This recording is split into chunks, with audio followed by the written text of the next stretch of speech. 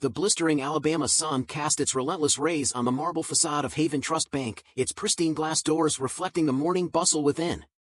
Inside, the rhythmic clicks of keyboards and soft murmurs of conversation wove a symphony of routine, an ambience of orderly professionalism.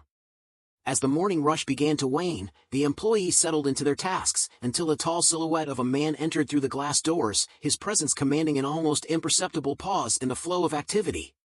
Malcolm Avery strode in with quiet confidence, his tailored navy suit hinting at a man of precision and purpose. His sharp features betrayed neither haste nor hesitation as he approached the customer service desk, where a clerk greeted him with a polite smile. Malcolm's request for a simple transaction seemed straightforward, yet before the clerk could respond, a sharp voice cut across the room like the snap of a whip. "I'll handle this," barked Gordon Brewer, the branch manager. His clipped tone carried the weight of authority, but not the warmth of respect. Gordon, a man notorious among the staff for his rigid demeanor and self-proclaimed guardianship of the bank's policies, approached with an air of scrutiny. His tight-lipped smile didn't reach his eyes, and the quick, dismissive glance he cast over Malcolm betrayed unspoken assumptions. "Sir," Gordon began, his voice tinged with condescension, "we have certain policies here. I'll need proper identification before we can proceed." Malcolm, unperturbed, handed over his ID with a calm precision that seemed to heighten the tension in the air. Gordon inspected the document, his skepticism growing with every passing second. "What is the purpose of your visit today?" he asked, his voice sharper, as though probing for an inconsistency. "To withdraw from my account," Malcolm replied evenly. His tone was firm, yet devoid of confrontation. Gordon's eyes flicked back to the ID, then up to Malcolm's steady gaze. "I'm sorry, but we can't process this without further verification." "It's just policy," he said, his words wrapped in an air of feigned impartiality. Malcolm's brow arched slightly. "Policy," he echoed, "or something else?" The room grew still. Employees exchanged furtive glances, while nearby customers began to watch the exchange with a mix of curiosity and unease. Malcolm remained silent, waiting for Gordon to explain. Instead, Gordon cleared his throat and straightened his posture, his voice rising as if to reassert control. "If you don't have additional verification," he said, "I suggest you return when you do." "I see," Malcolm said, his tone cool but heavy with meaning. "You're refusing to serve me, then?" "I didn't say that," Gordon snapped, his composure faltering. "But we take fraud very seriously here. I'm sure you understand." A faint, almost imperceptible smile crossed Malcolm's lips. "I understand," he said softly. "More than you realize." Without another word, Malcolm reached into his pocket and retrieved a sleek black phone. The murmurs in the room hushed as he placed a call. His voice, low but commanding, carried across the room. "This is Malcolm. Could you send someone down to Haven Trust Bank? It seems there's been a misunderstanding." As he ended the call, he turned back to Gordon, his calm demeanor unshaken. "Let's wait a moment," he said, his faint smile betraying none of the storm brewing beneath.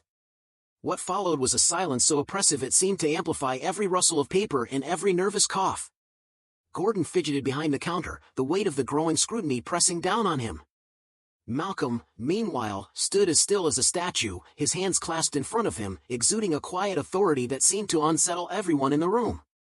When Gordon finally spoke again, his voice dripped with strained civility. "You can't expect special treatment, sir. Rules are rules." Malcolm's gaze locked onto Gordon's, steady and piercing. "I'm not asking for special treatment," he said. "Just the same treatment as anyone else." The sharpness of Malcolm's words left Gordon visibly rattled. His attempts to regain composure only deepened the cracks in his authority.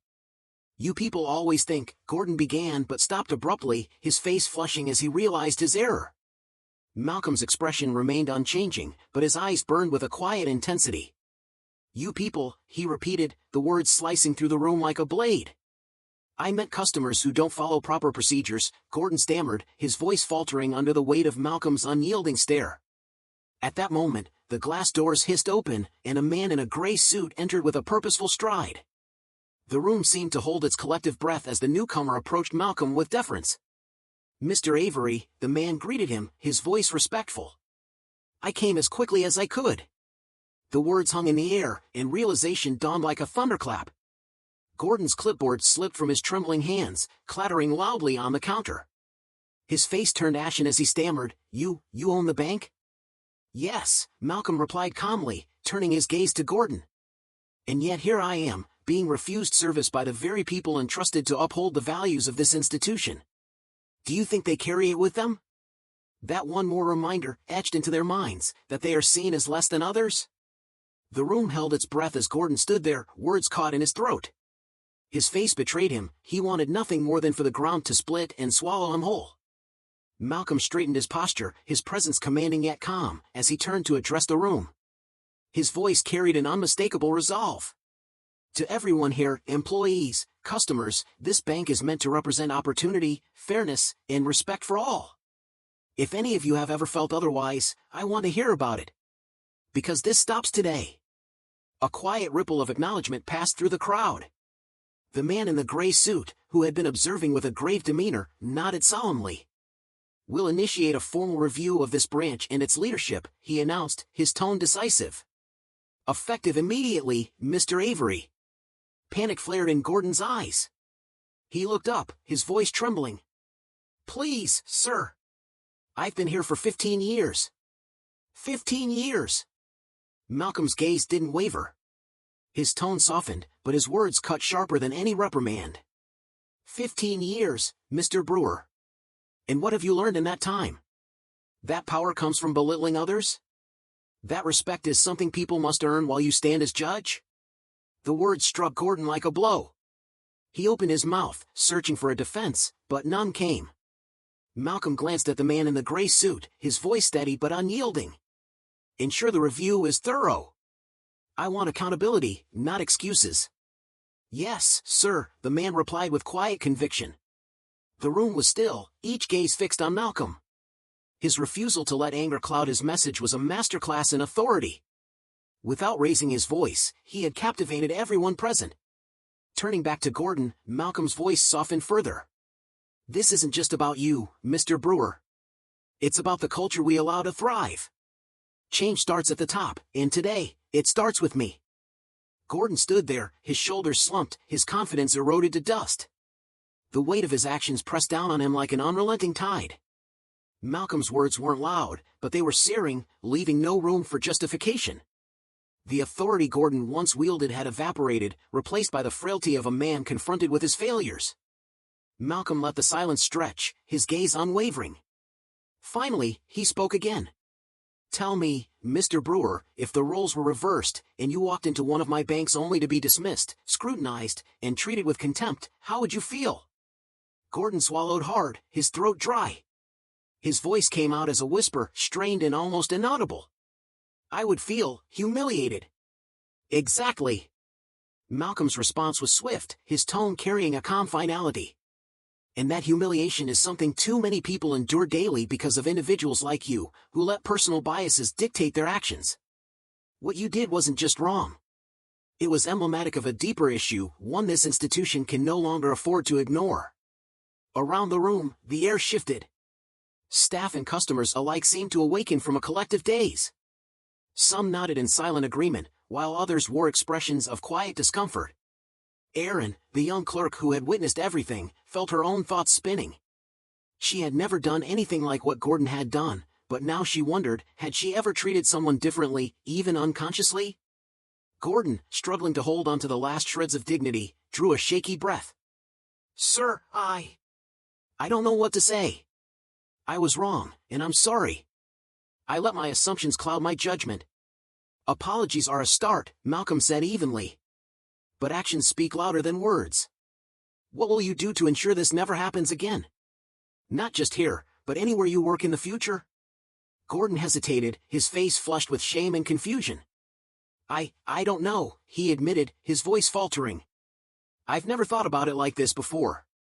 Malcolm's expression hardened. And that's the problem. You've never had to think about it.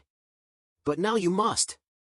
If you're serious about making things right, you'll start by educating yourself and others. Bias doesn't disappear just because you're sorry. It takes deliberate effort to unlearn. The room held its collective breath as Malcolm turned back to the man in the gray suit. Mr. Daniels, he began, his voice clear and resolute, I want mandatory sensitivity and bias training implemented across all branches. Additionally, I want a dedicated channel established for employees and customers to report incidents like this. No one should ever feel dismissed or discriminated against in one of my banks." Daniels nodded, his resolve matching Malcolm's. "Consider it done, Mr. Avery." Malcolm shifted his gaze to Gordon, his words measured but unrelenting. "You are suspended, pending review. Whether or not you have a future here will depend entirely on your willingness to confront the prejudices you've allowed to shape your behavior." Gordon's shoulders sagged under the weight of those words. He knew there was no argument to be made, no undoing what had already been done.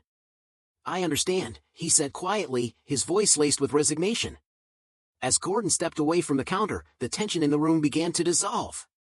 Customers whispered among themselves, and employees exchanged glances filled with a mix of admiration and unease. Malcolm turned to the room, his presence commanding as he spoke once more. "To anyone who has ever been treated unfairly, whether it was here or elsewhere, I want you to know this: you have the right to be respected. Always. And to those who work here, remember this: every person who walks through these doors deserves dignity. It's not just policy. It's human decency." His words hung in the air, heavy with meaning, resonating deeply with everyone present. Malcolm glanced toward Aaron, offering a faint smile. "Do you have any questions for me?" he asked gently. Aaron hesitated before shaking her head quickly. Then, after a pause, she spoke. "Actually, sir, just one. How do you stay so calm in situations like this?" Malcolm chuckled softly, a rare moment of levity. "Years of experience," he said, his smile faint but genuine. "And knowing that anger rarely changes minds. Actions and accountability do." The room relaxed, the weight of the confrontation easing into a newfound respect for the man who had led with integrity. Malcolm exhaled deeply, his resolve as steadfast as ever, as he prepared for the work still to come.